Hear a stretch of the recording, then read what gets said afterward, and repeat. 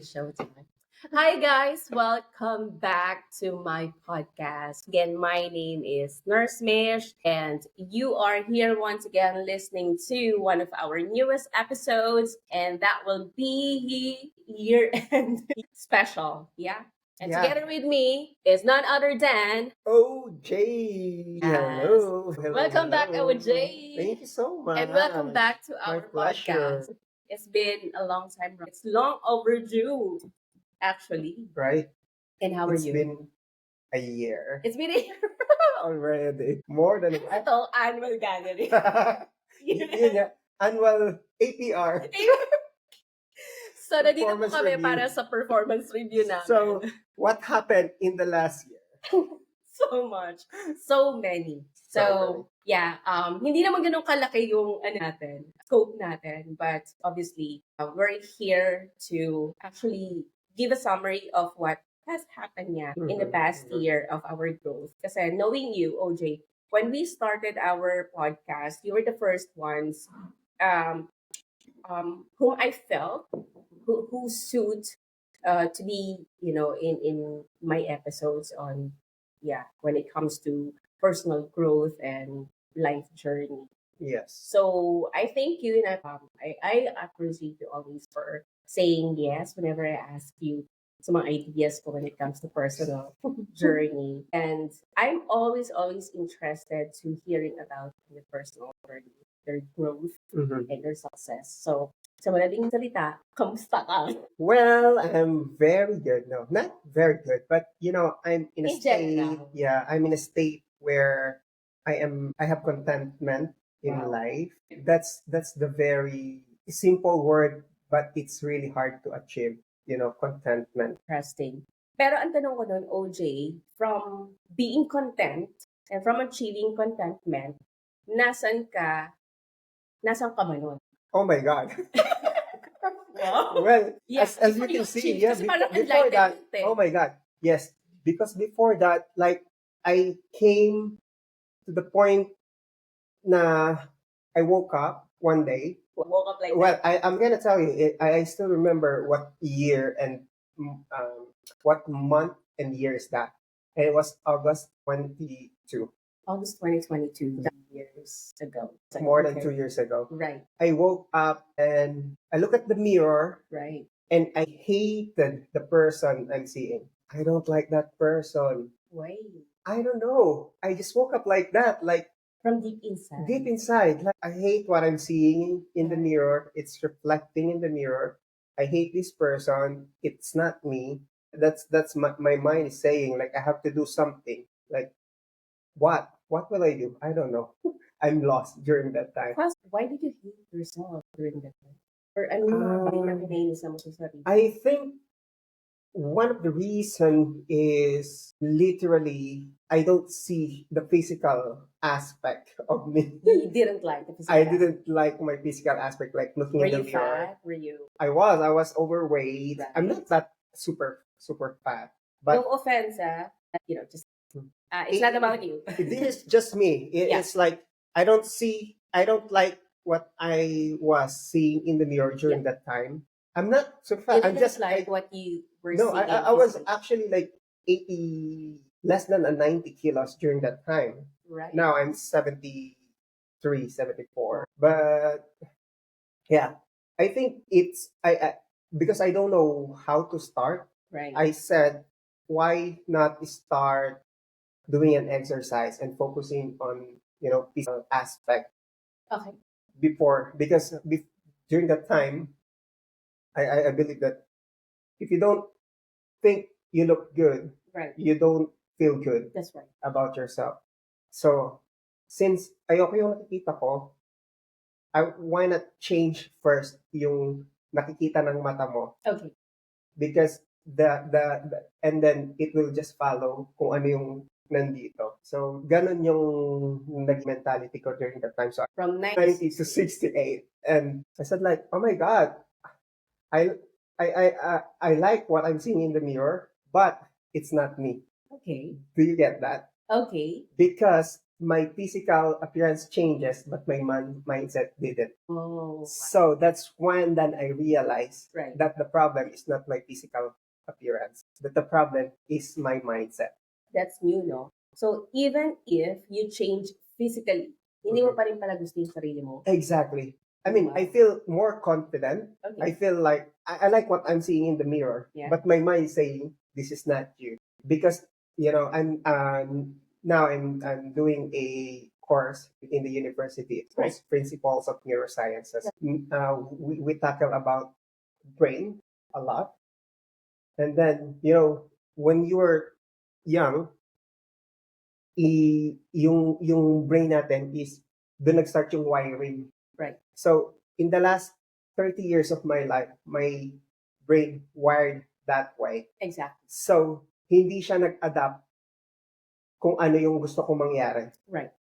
Hindi nag-adapt hindi nag-rewire kasi hindi naman yun yung pinalitan ko eh. Ang pinalitan ko is yung physical appearance, my physical aspect. But my mindset remained the same. Exactly. So I said like, okay, I achieved my goal, and then what now? And I started questioning. So, parang hindi Things. ka pa rin nakontento na Exactly. gumanda yung katawan mo. So, hindi pa pala yun yung sagot sa tanong mo. Exactly. I thought this is before I started the journey. I said like, if I lose weight, I'm gonna feel good about myself. So maybe the problem will be solved. Okay. But then 90 days later, I really had a good body. Like Right. I enjoy it. But there are times like I'm sleeping and I'm touching my body, like literally, and my mind is saying, that's not you. Like, Saan I nang didn't galing know yun? myself. What the? Where is it coming from? Exactly. I said like, okay, I don't like when I was big, I don't like myself. Right. When I was skinny, I don't like myself either. Right. So where would I go? Where would I go? Were Right. were you able to find that voice na nagsasabi, saan nanggagaling yun? Because that makes me ask like, saan nanggagaling sino yung batang yun? Parang Yes. that's how I see it eh. Sino yung batang yun na nagsasabi sa'yo na, hindi ikaw yan? Were you able to figure it out? I tried to be honest. And then during that time, I was like listening to podcasts, watching videos about self-transformation. And the only thing that you need to transform first is actually your mindset. Exactly. Okay. And then everything will follow. Because I thought before that is I have to transform my physical self first and everything will follow. Right. Because like I will get attention to people, like I will enjoy myself more. I will like myself more than I was. But it did not happen. It actually gave me more questions in my mind. Like I like what I'm seeing in the mirror, but why I don't feel like myself still. Doon na ako nag-start ng mindset transformation. After my physical transformation, I said like I needed to change my mindset because this is not the mindset. And that's where I realized just we can actually rewire our brain. That's the word. Like, okay, when you said that you were wired, ano sa tingin mo yung mga wiring ng nilagay sa'yo that you unplugged? Well, we will always go back to our childhood trauma. Ito na tayo. Ito na tayo sa exciting You know what? My part. partner is always telling me like, oh, that's your favorite word, trauma. Because like, we are the generation who have been experienced a lot of trauma, but during those times we don't know that we're experiencing trauma. That's why we're tough, we're strong. We're like trying to prove ourselves. Exactly. I think kaya ngayon lagi na natin siyang binabanggit because we were able to label it as trauma. Before kasi when we were experiencing it, we couldn't tell na we couldn't identify that it's already trauma. That we're already being traumatized. Na sexually abused na pala tayo, na meron ng incest, na meron ng guilt tripping and power tripping. And now, I'm so happy and I'm actually proud as a millennial that we're able to identify and, self-heal ourselves actually. Sa point na to. Because during that time, the knowledge is not that as compared to now. Like people during those times are afraid to be judged by people if they say something about the trauma. We don't consider it as a trauma, and we don't want to deal with it because us growing up in the Philippines, who has a cultural norm that if someone is older than you should respect them, you should say yes, and then kapag may na mali ka, it will all be blame on you, but you can't fight because like they are Can't older stand than up. you. You can stand for yourself Exactly. You couldn't because speak up. that's how we were wired, nung childhood natin. So getting back to that transformation, I think I was wired that I'm not always good enough. So I think whatever I'm doing, I achieved 90 days. I achieved my body that I like. I wanted the person I'm seeing in the mirror, but still my mind is not wired as that because I'm always not be good enough, Wow, that's deep. right? And medyo sensitive to question. Did you ever feel that you were not good enough? Many times. Do you have like childhood experiences when you felt like sinabi ng parents mo na they're not good enough? Father before, but now we're okay. Okay. We're civil. So- we talk. Father and son relationship. Yes. So I did not have a very what my mom saying when I was like babies and like my father and I were very close. But I Okay. don't remember those times. What I remember is like me trying to prove myself that I'm worthy to be the son, to be the eldest son of my father. Kailan mo na feel na kailangan mong i-prove sa daddy mo? Knowing na parent natin yun kailan mo naisip na kailangan kong i-prove sa tatay ko? When I was studying nung high school and until university when I was studying nursing, like I needed to be achiever because like I wanted him to make him proud and I want to feel that he's proud of me. I literally like when I was like first year and second year in the university studying nursing, it's so hard. I'm struggling, but I tried to be competitive sa school Okay. para ma-achieve yung grades na gusto ko to maintain my scholarship and stuff like that. And then on my third year, I was part of the dean's list. So ito tandang-tanda ko to kasi that's the first time that I said like, okay, I'm gonna make him proud. And so I was part of this list. So meron kaming ano yun, yung parang sabitan ng medalya, like recognition day. Okay. Sabitan ng medalya. Ang Tagalog. Okay So lang yan. We're recognition Filipino. day, exactly. So recognition day, and then I said to my mom that I'm part of the dean's lister. I will receive a silver medal. I'm part Right. of those silver medalists. So if my father is available for me to go to the school and isabit sa akin yung medalya, and then no reaction. Coming from your dad. Yes, my father like wala siyang reaction and I did not feel that he's excited or he's proud of me Wow. and he didn't go. So I said like after all the hard work that I've done, like May tanong ako. Ilan taon kayo? High school? no, I was College na? 17. 17 na. Yeah, 17 or 18 actually. So Mag-18 since na ako. elementary hanggang 18 years old, tinatry mong i-prove or i-win Yes, yung ano ba, in approval ng daddy mo? something like that. Yes, like all I wanted is to make him proud of Wow. me. Like Never Like- niyang sinabi na proud siya sa'yo. never, Never siya nag-congratulate. never, Never kanyang niyakap. never. Daddy! Now I have a good relationship now with my father. Joke lang, Daddy. That was before. We're just yeah, unpacking. yeah. So and then I realized Pero like hindi ka nag-iisa, OJ. exactly. Like, not that I can literally resonate with you, but also a part of me was also trying or buying, approval from my parents as well. Being a panganay.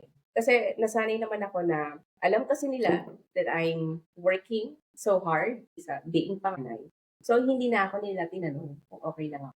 Yeah, I think that's one of the up until now, if you're the panganay, Yes. you're the breadwinner. people will assume, Assume. your parents will assume, your family will assume, your friends will assume that you're okay Yes. because you're doing well. Exactly. You You know the way out. Yeah, Panganay exactly. ka. You'll figure it out. Yeah, You know what I mean? figure it out yourself since panganay ka. Ayun naman sa akin. Yung story naman, buying like approval of my parents, hindi ganun ka-intense because my dad, somehow he's kind, he's a nice person. Even if he was like working abroad, he's working abroad. But what I felt naman, with my relationship, with my dad, he was like an absentee father. So, alam ko na meron kaming daddy, na nagtatrabaho na mahal kami sa abroad. Pero during the times na kailangan din ako sabitan ng medalya because, you know, dean's lab or you were winning medals after medals. And dun ko lang na-realize how important ito yung mga, ano yung Teachers' Parents' Day, Yeah, yeah. diba, no? And then yung mga jubilee, what do you call that, sports day ng mga anak nila. Wala kaming ganyan kasi sa public school ako nag-aaral. Ganun. Sorry, Hindi ma'am. ako, Okay, hindi ako hindi private. naman. So, yeah, Hindi when namin I was, afford. when I was studying, meron kaming ganon, yung mga jubilee days or anniversary, wherein they will invite parents to come over. Kasi nagpe-perform yung mga anak nila. So, napaka yung presence ng parents mo habang nakikita ka nila nagpe-perform because that makes you proud. Sa lahat ng tao na nandun sa pew o sa audience, as soon as makita mo yung nanay mo or as soon as makita mo yung tatay na nandun, it makes a lot of difference. That's true. And then I still remember, like, okay, so that Mm. Dean's List thing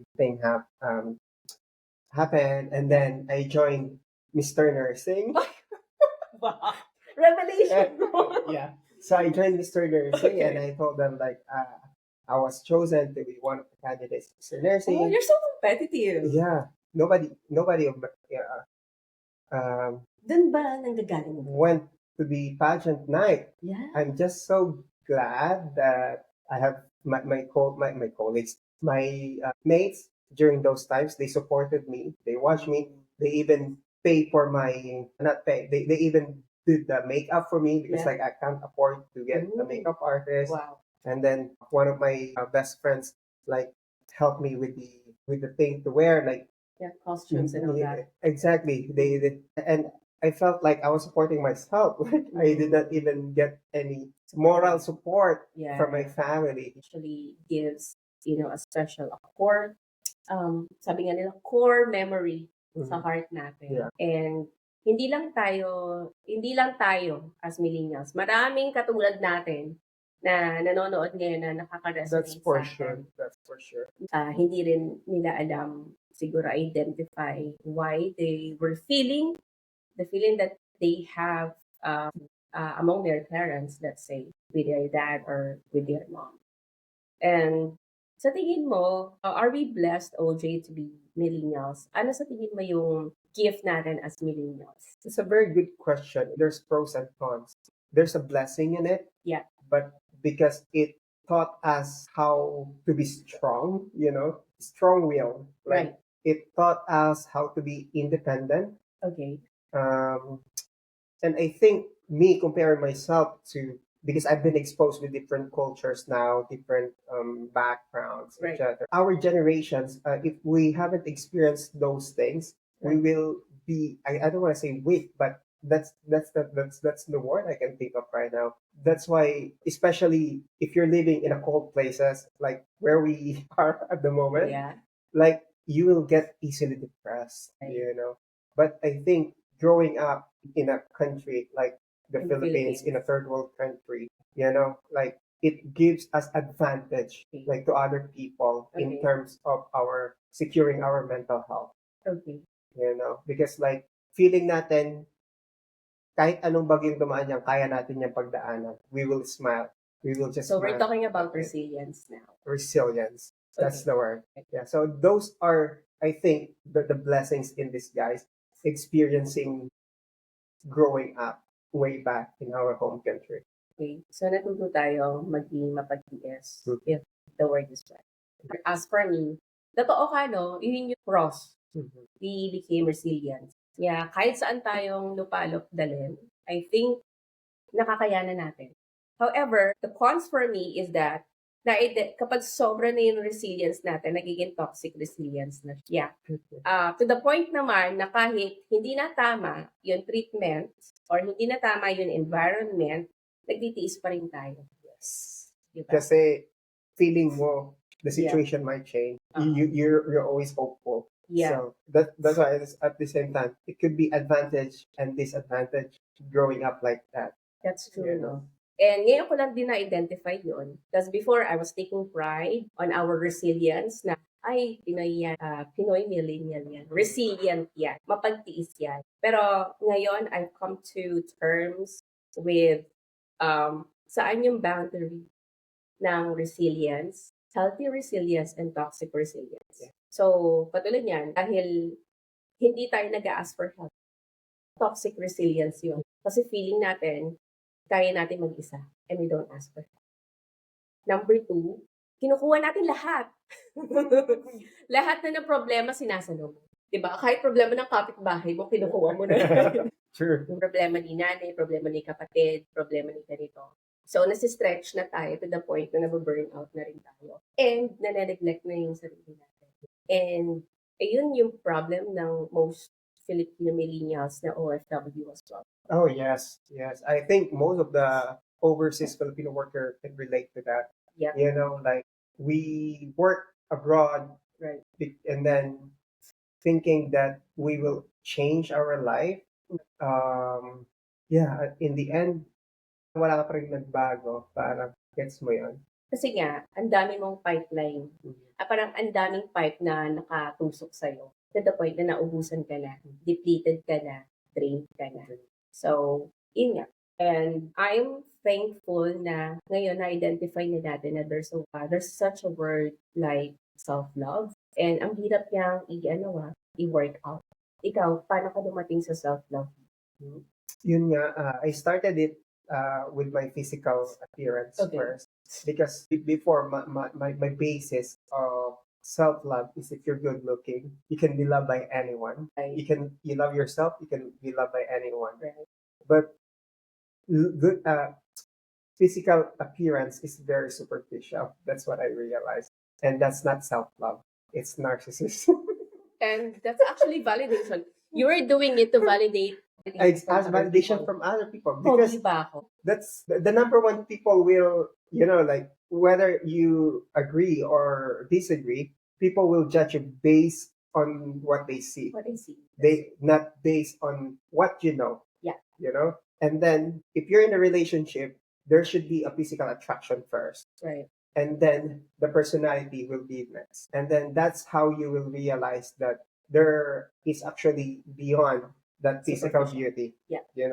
That what matter most is what's inside you. And I think doon ko i-relate yung self-love. Yeah. Self-love is what's inside you. How you treat yourself. So nag-start ako nun. If you love yourself, you should take care of it. Diba? Physically. Mentally, you should exercise, eat nice food, healthy and nice food. Doesn't necessarily you eat gulay or salad every day. So you just eat balanced food. Right. You just eat. That's part of self-love. Right. Exercise, walk 30 minutes a day. Yeah. Read books, listen to the podcast. Right. Listen to the music. That's self-love for me. Those are the examples that you love yourself, you treat yourself right. Loving yourself doesn't mean that you have to go through painful events for the sake. Yeah, for the sake. Self-love. I was like, oh, I love myself. So parang, hayaan mo na lang na even you're in a toxic relationship, you will let it be. Because if you love yourself, you have to let you have to let yourself out in that situation. That's self-love. Exactly. Because respect is part of self-love. You respect yourself. Exactly. So that's true, no? Na we are actually getting to know more of ourselves. Yeah. And ayun yung na-appreciate ko ngayon sa generation natin. As a simple lang, this is what life is. I- For me, nowadays, I learn to embrace myself for who I am, for what I am, for what I can do, and for what I can offer to the world. Ang dami palang pwedeng gawin ng sarili natin. Kasi ang dami nating hinahanap sa maraming bagay, sa That's maraming true. That's tao. true. I-cultivate mo yung sarili mo, it's already a workout. And there's so much to do. There's so many things to do sa sarili natin, na nawawala na tayo ng time for nonsense things. Right? And nakaka-align and relate ako sa iyo when, explain about self-love. I also came to that point. I started to love myself. And when I started to love myself, kasi ito na main story ko, Jay. Growing up, I was wired as an ugly duckling. And wala nagmamahal sa akin. That's how I felt. Wala nagmamahal. And then to the point na I was buying out validation na naging people pleaser ako. Ito ba dapat yung suot? Ito ba dapat yung hair style ko? Ito ba dapat yung itsura ko? And then pag sinabi nilang hindi, magpapalit. I try to fit in para lang mag-look good sa kanila. Pero hindi ko alam yung identity ko. Ano ba yung maganda para sa akin? Yeah. So, growing up, I was like that. Naging people pleaser ako. And then, also stem out from my childhood trauma. Kasi nga, hindi ko na-feel yung love and moral support that I was longing when I was a child. Not because I wasn't loved that much, but maybe because they were absent when I needed them. Yeah. And hindi ko sinisisi totally, like 100% yung parents ko. But maybe the way they loved me was just the way they thought. Yes, that's what I'm gonna say. Like they only did things Yeah. back then Yeah. because they thought that's how love is. You That's know what I true. mean? That's what their experience from our great grandparents. Before, sisi ko talaga yung sila. Like, I wish, like, in my mind growing up, like, oh, I wish I have different family who That's will true. love me because I'm seeing my classmates during Mhm. that time. They're very close with their parents, Right. and I was so jealous Mhm. because I don't have that kind of relationship with my parents. Mhm. All I have is anger, like That's true. I'm cursing my. It's really bad, but Yeah. at my mind, I'm cursing them. Like they shouldn't be my parents, but Mhm. because during that time, I don't understand. I know nothing. I only understand what situation they present on me, Exactly. and And it's yun yung i-interpret ng mind mo. Yes. Yun yung na-interpret ng feelings mo. yes. So as your word earlier, fit in. Mm-mm. So to feel like I think that's where I get my humor as well. Like in the university, when like for me to fit in, I need to be humorous, like so that I can have friends. That's I your don't- style. Yeah, that's myself because I don't feel safe in my own home. You know what I Right. mean? Because I don't feel that I have a good relationship with my family. So, ibig sabihin sa bahay, seryoso ka. So it's not even serious. Like I'm always mad. Like Really? my tone of voice is always high. Yes. Oh. Hindi ako nakakausap ng maayos. Wow. That's my So, you're always in defense. Parang Yes, that's my dapat galit ka na. defense mechanism. Like parang lagi akong galit. Right. So hindi nila ako makasap And then ng they assert maayos. you ba? Or mataas No, din because that's how I grew up. So, mataas yung boses Yes, mo. so even though sometimes hindi naman kami galit, pero Yeah. if we talk, Kasi nga, example, ang taas ng my stress family level is in nyo. this room, like, no, And hindi ka nag-iisa. Household. Yung ganyan. Na nag-uusap lang, pero dinig mo na sa kapitbahay. and we're thinking it's fine, but if Yeah. other people will see how you communicate with each other, oh, this family is fucked up, That's- and then especially if they are from different culture, different backgrounds, like Yeah. here in the UK, we grew up with speaking English in the Philippines, Mm-mm. but here there are words that offensive for them, and as Filipino, we thought it's just okay, but it's actually offensive. So now I'm learning actually like how to modulate my voice, Right. how to control it and speak nicely, and try to reword my words because I didn't realize that I'm offending people just based on my words because I thought it's fine, it's okay. And to add that, OJ, hindi kasi tayo natuto about good communication. That's true. Diba? And ngayon ko lang din yun. And pinag-aralan ko yun. Take note. Communication skills, meron palang gano'n. And ngayon ko lang din na-practice na because, I'm living with different people nowadays. Nakita ko yung communication style ng bawat isa. Meron pala talaga na nakikipag-usap lang, pero ang taas-taas ng boses, di ba? And then, sabi ko, bakit yun yung boses mo? Lagi kang yun nga, Lagi kong galit. lagi kang hindi ako galit. Exactly. Yun yung lagi nila sinasabi. Yun yung lagi nila sinasabi. Hindi ako galit, nagsasabi lang ako. But kitang-kita mo na yung facial expressions and then yung gestures. I'm guilty. Sorry. I'm guilty with Laging that. palaban. Yeah. Ganon. So, now, dahil naiintindihan ko na yung proper communication skills, nagkakaroon ng warda, di ba? Nagkakaroon kami ng friction kasi sa akin modulated ako. Yeah. And for me, that's offense, di ba? You're offensive. I mean, you should have modulated your voice. Saka hello, Yeah. parang one seat apart lang tayo, pero yung boses mo rinig na sa kabilang Pero yun nga, because that's how, growing up, that's how our brain wired. Yeah. So, sometimes it's really hard to rewire. It's a lot of hard work, a lot of effort to rewire your brain. And then, as I mentioned in my neuroscience course at the moment, we talked about rewiring the brain, and it's so fascinating that you can actually rewire your brain, Exactly. but you need to build a habit. It's not an overnight thing that you can rewire your brain. So in this journey that I'm sharing with you, it's not just an overnight thing. And as I mentioned earlier, it started 2 years ago, and I'm still not done. Yeah. There's We just like, started exactly. It's just the start of like the whatever. process. Yeah, whatever the process will be. And I think journey is gonna be here habang buhay ka. That's true. It's It a will not, lifelong. yeah, it's a lifelong process. It will not stop there, because it's a journey. So having said that, like my journey 2 years ago, I can say that I understand a lot of things better because I have a shift of mind, and I'm trying to rewire my brain in a lot of stuff, in how to deal with a relationship, how to deal with other people. Right. Because us, as ang tingin natin, we're so self-centered.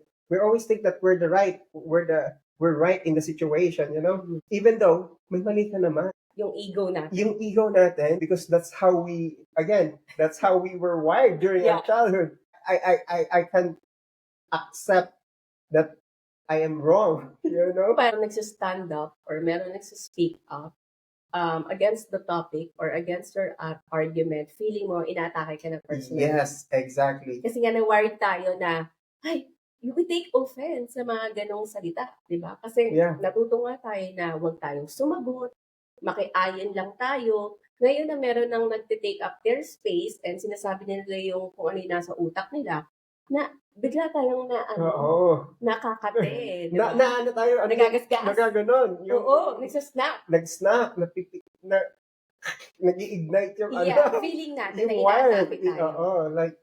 like, and then we go to defense. Like personal journey, my personal development. I even attended a life coaching seminar in school. I mean, ang dami na bukor. I think it's a whole new world. Yeah? Para akong, alam mo yun, minimit yung inner child ko. I was able to meet my inner, younger self.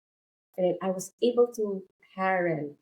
Kasi now that we know how we want to be parented, pwede daw natin gawin yun sa younger self natin. Yeah. It's like, okay. Kaya ngayon. That's really good. Yeah. I never heard about it, but I think it makes sense, It's how you heal your inner child. Yeah. Diba? Pinag-usapan niya natin is childhood trauma because this is part of the generational trauma. We're talking about generational trauma here. And we are what we are today because of our past. But that doesn't give us the right na hindi natin babaguhin. Exactly. An Kung excuse. ano man tayo, like to give us an excuse not to change. Yeah. Because what we are today, that part of our past, we can change it by doing what we know now. Yeah. Because during the time, you only did what what you think Was during that time was right, Mhm. kung ano yung knowledge na meron Yeah, ka we during just that time. acted Yeah. out on the things that we thought we knew. Yes. And Yes. now, mas hawak na yung kaisipan natin. Mas nabe-break na natin yung mga wires na dapat na, or mas na-unplug na natin yung mga wires na dapat i-unplug. Mas na-identify na natin na, katulad nito, for example, I was a people pleaser. Kaya yung naka-wire sa akin. You're not enough. So please people. Kinokonek ko dati yun sa sign ko na, I'm a Libra kasi.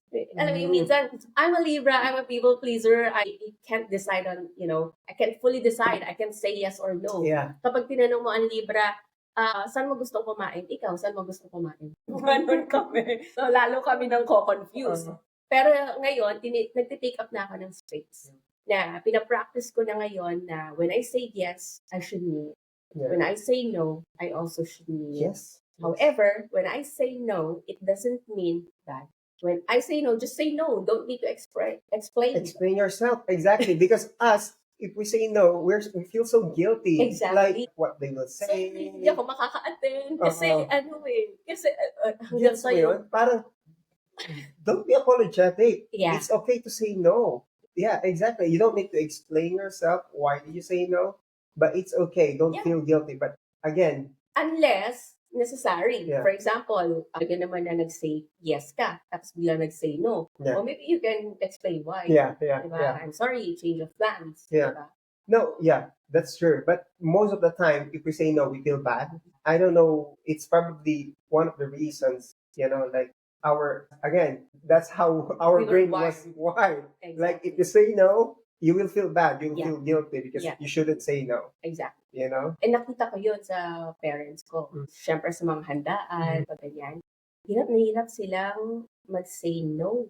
Yeah. So, kahit wala na silang pera, kailangan yeah. umattend sila. That's Or true. kailangan maghanda sila. Uy, magkakasa. Kasi, fiesta. Kaya ang dami pa naman fiesta sa atin, like every month of the year. Sometimes I'm still experiencing this at the moment. Bilang OFW Yeah. and breadwinner of the family. If you say no to them, the emotional blackmail will be the next one. Guilt tripping! Guilt tripping. Like, minsan lang naman. Yeah. For example, don't get me wrong, I'm doing things that wholeheartedly. Okay. I love my parents, I love my family, even though I didn't have a good childhood. But now, because I know better, I know I don't blame the people, I blame the situation, if you know what I mean. During that time, maybe I experienced that because, as we said, during the time, yun lang yung alam ng parents natin Right. na tamang gawin. Even though it's not the right thing to do, but that's the only thing they know that they can do. Yeah. So I don't blame them. Yeah. Because that's how they brought up as well. Generational trauma. Yeah. Pasa mo. Right. So now, since we are knowledgeable, this is the best time for us to break that trauma. So as I was saying, I can't do this because naglipat ako ng bahay, I don't have much money, blah, blah, blah, blah, blah, blah. And then my mom will say that, minsan lang naman, and hindi mo alam kung hanggang kailan magbuhay mo ito. Parang, Nag-guilt trip ka na. Kamatayan ang kasunod. exactly, and us, worse, I told you, our healing journey is still on process. There will be in your heart that it will be touched, at some point, you're right, blah, blah, blah. Yeah. But I'm not saying this to say no every time, but you should know how to put boundaries. Yeah. Dapat meron lang, okay, I'll do this, but only up to this. Yeah, that's true. Not to the point na, you will go beyond, na hindi mo naman kaya, beyond your limitations. To the point na, imbis You na will suffer. nagbibigay ka wholeheartedly, Yeah. nagiging obligation. Nagiging obligation, and you will Nagiging suffer resent- at the end. Yeah. Nagiging Nagiging resentment. resentment. So now, that's what I try to do now. Mhm. I set boundaries. Yeah. I don't say no immediately. Yeah. What I will say, okay, I can do that, but only up to this. Whether you take it or not. So it's up to you. Right. So, monetary to, no? For example, monetary. Okay. Yes. Well, yun lang naman ang That's hinihiling nila sa atin para. Ah. Okay. Totoo yun. Isa din sa generational trauma, most especially ng OFWs like us. When it comes to societal expectations or family expectations na kapag ng ibang bayan niya ang isang family member nila, people will think na we're like ATMs. Nasira tayong cash flow. Sure, yeah. Di ba? Like, okay, I'm just going to the loo. Yes. Cash, instant. Ganon. At kapag sinabi nila na, I need this, ay, ano yan? Agad-agad. Agad. Karaka-raka. Yeah, exactly. Like, hey, I just only receive my salary once a month. Exactly. It's not even like in the Philippines that twice, a month. Twice a Here month. in the UK, in London, Yeah. we just receive our salary once Yeah. a month. And the thing is, ito dapat malaman ng mga mahal namin sa buhay sa Philippines or kung nasaan man sila. Once na in-air niyo yung problem niyo like, okay, monetary, ate, I need this, or kuya, I need this, nagkaroon ng problema. Please respect us naman na kapag nabasa namin yung message niyo, alam mo yun, hindi kami magre-reply ng yes kagad. Mm-hmm. Yeah, hindi kami, kasi ang iniisip nila, once na nag-send sila ng message or nag-air sila ng problem, ibibigay natin right away. Immediately. Yeah. Immediately. And then kapag hindi na-set yung expectations or hindi nakuha yung expectations nila, masamang tao na tayo, less person na tayo. Naisip na nila yung sa maraming bagay na gawa mong mabuti, yun na yung tatandaan nila. Exactly. Na hindi ka tumulong. Nish, na-experience mo ba yung you wanted to enjoy your life, so you like apply Schengen visa and then travel in the Europe. Yeah. And while you're in the traveling, they will message you and ask you for money because they see na nagta-travel ka, you're enjoying yourself. And ikaw na nagta-travel, ikaw na hininga ng pera, yun nga, you will feel guilty, you will feel bad about it because you can travel and then you can help at that time because hindi nila nakita na, or hindi naman nila alam na ilang buwan mo pinag-ipunan yun for you to be able to travel. Exactly. And then you're supporting them naman monthly, wala ka namang palya, pero dahil nakita ka nilang nag-travel, they don't want you to enjoy. They just want you to feel guilty. Like, oh, you're traveling. Buti pa ito pa-travel. Yes. That they will ask you, oh, buti ka pa-travel ka na. At diba kung mamay, nanghingi ba ako ng pang-travel sa'yo? No. But, you know what I mean? Like, they don't want to see you that you're enjoying your life. And yun nga yung you're doing things wholeheartedly, pero mapapagod ka, and then pag napagod ka, you will think that it's an obligation na that you have to do like for the rest of your life, which is not a good feeling. I think we will go back again to, because that's our topic, trauma, generational trauma. So what we are right now, to answer your question earlier, do you think that helps us? Like it has is it a blessing that we experience those things? Yung sinabi ko kanina is it could be a blessing and a curse. There's pros and cons. Right. And ang i-argue natin lagi dyan is how actually the previous generation deal with that. Because most of those generation are still like alive today. How are they adapting, do you think, in this current situation, yung mga previous generation and mga generation na sumunod sa atin? Okay. You know, kasi ang ano nga natin is our generation nowadays has the knowledge, you know, like to break this trauma, to break this generational trauma. But how do you think yung mga older generation and mga younger generation sa atin what are their thoughts about this? It's actually a nice question. Nakikita ko tuloy yung family ko. Yung family dynamics ko, syempre, my parents are the Gen X, di ba? Sila yung merong conservative experiences, yung upbringing nila, sobrang rigid, na-experience nila yung physical, emotional damage na hindi nila na-identify and then they live it with themselves. Tapos, tayong mga millennials na napasa sa atin, yung upbringing na yon, pero we were able to identify and now we are breaking the cycle. And ngayon, na yung mga Gen Zs and Alpha Gens, sila naman na yung nagre-reap. Di ba? Sabi nga din sa isang podcast na napanood ko or narinig ko, na napagalitan kami nung kami ay nag-shorts ng maikli at tinawag kami pok-pok para lang maging okay sa inyo na magsuot ng maikli na hindi kayo ginajudge. Ganun yung, di ba, Yeah, analogy. yeah. Parang we took the blame na pag sinabihan ka na nagsuot ka ng ganito, nagsuot ka ng alahas, bumili ka ng iPhone, sabihin sa'yo, mayabang ka. Diba? So we took all the blame and we took all those judgment para lang mag-enjoy din tong mga younger generations natin without guilt. Diba? Na okay lang na mag-swimsuit ka. You know what? It took me a long, long time to process wearing a swimsuit. Kaya ngayon, I'm proud of wearing it on summers because I love summertime. Kasi my religious background and our cultural background and my familial background were so conservative and that wearing a swimsuit is tagas illegal. Bad! Di ba? Parang pag nagsuot ka ng swimsuit, ay, ilan din naman yung babaeng yun. Ano ba naman yan? Ang itim-itim naman ng singit. Lahat na ng judgment sinabi sa'yo. Ay, yung kuyukot naman ang itim-itim. Diba? Parang wala kang karapatan. Nasa beach ka na. Tapos, Gusto kasi nila pag nasa beach ka, naka-jacket ka. oo. Kasi sayang gluta, sayang... Nakapayong. So, ayun yung condemnation na naranasan ko.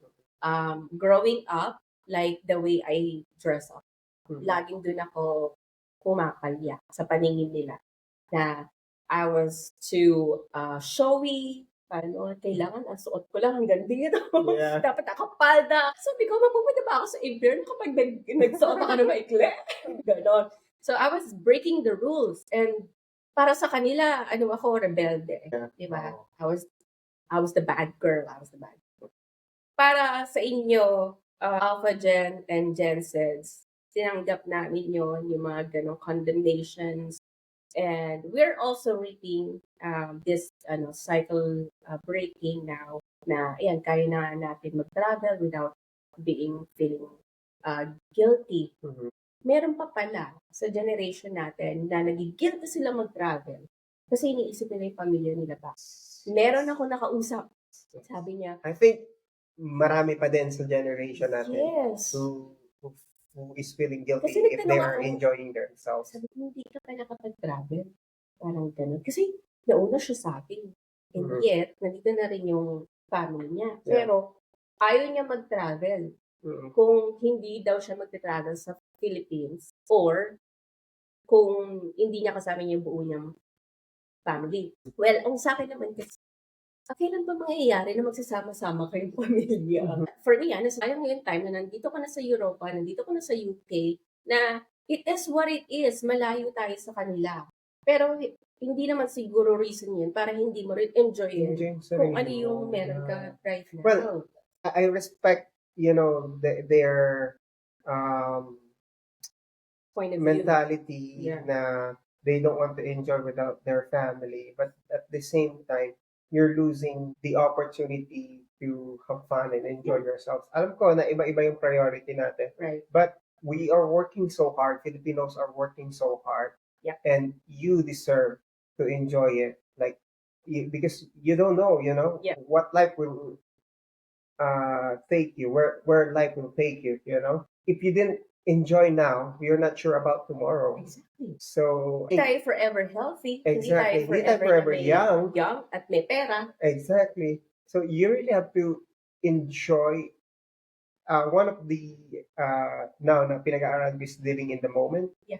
Like just literally enjoy what you have at the moment. That's why I said earlier contentment. That's where the contentment is coming from because you're living the moment. Before growing up, because like I did not grow up in a rich family, we're okay, but I consider us our family in a poor. but we can eat 2 to 3 times a day Yeah. if we want to. Yeah. If my father has a good work, my mom doesn't work. But I wouldn't say na sobrang hirap namin. But siguro kung merong poor, middle class, and then rich, we are below middle class. Okay. You know? Okay. So, And I think majority of the people are Yeah. like that. Yeah, We so are ranging between not so poor but not so rich, average lang din. Below average. It's not middle below class, average. pero below middle class Below pa. class. So I Okay. think ganun ko yung estado namin sa why am I so focused in the future? Right. Like you don't know what tomorrow will bring Yes. you know? So I learned how to live in the moment, enjoying the moment while preparing for your future. It's possible. It is possible. So kung ang inaano natin is like, oh, because like I'm preparing this for my retirement. What? Hindi ka naman abutan ng retirement, you know? That's true. So, yun, living in the moment is one of the answer for contentment. Yeah. So I am content because I'm living the moment. And I'm still preparing for my future, don't Right. get me wrong. Right. But I don't worry much about my future because, again, I don't know what will happen tomorrow. That's actually the magic word, guys. For you to live in contentment, worry less. Exactly. Ang pinanggagalingan ng stress ng tao, I think, yung nonsense na worry. Yung anxiety, yung unknown fear of the unknown. So, hindi naman mawawala sa atin yun as human beings. Sometimes we, fear something that we But- don't know. Even you're religious or not, Yeah. you know, even in the Bible, it Mhm. says like, do not worry. 100%. Do not worry about tomorrow. Look at the bird in the sky. That's true. Look at this, look at that. It holds true. Yeah, which is true. Why would you be worried about tomorrow Mhm. and not living the moment, Right. you know, like what you have Yeah. right now? And yung natutunan ko sa living in the moment, kita ko nga dun yung value ng immaterial things more than material things. Yeah. Because when you live in the moment, you see that all you need is love. All you need is laughter. All you need is good set of friends who are authentic and real, authentic and supportive of you, and hindi sila madami. So these immaterial things, mas nakikita mo yung value na hindi pala yung gadgets, na hindi pala yung branded clothing and Yeah. bags. Hindi pala yun. Material possessions means Ang nothing. dami kong branded clothing. Ngayon, wala na. Yeah, I mean, Or konti as long lang. as I am comfortable on Yeah. what wearing, I don't mind kung saan yan nabili. Yeah. You know, if I feel good about it, I will wear it. Yeah. Kunyari, walang tatak, it's fine. It's fine. Yeah. Why? We're not Why? defined. Exactly. It will not define me as a person or my social status Yes. because I don't have social status. That's true though. Kidding.